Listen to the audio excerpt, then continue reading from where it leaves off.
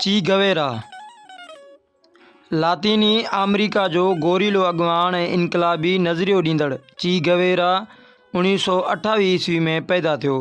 हीउ 1960 ईस्वी वारे ॾहाके में खाॿे धुर जे इनकलाबियनि जो हीरो बणियो।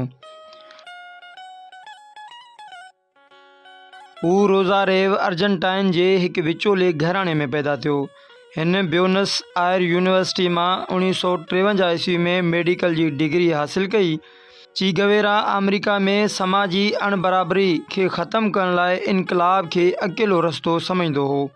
उन ख़्याल हेठि ही 1954 ईस्वी में मैक्सिको वियो ऐं क्यूबा जे जलावतन इनकलाबियुनि सां वञी मिलियो, जंहिंजी क़यादत जनरल फिडल कास्त्रो करे रहियो हो। 1950 ईस्वी वारे ॾहाके जे आख़िर में हिन क्यूबा जे डिक्टेटर ख़िलाफ़ फिडल कास्त्रो सां गॾिजी गोरीला जंग में अहम किरदारु अदा कयो ऐं जॾहिं कास्त्रो इक़्तिदार हासिल कयो त ही क्यूबा जे सनअती वज़ीर बणियो। टीं दुनिया में अमेरिका जे असर रसूख़ जो शदीद मुख़ालिफ़ ची गवेरा कास्त्रो हुकूमत जे साॼी धुर वारनि ॾांहुं लाड़े में अहम किरदारु अदा कयो।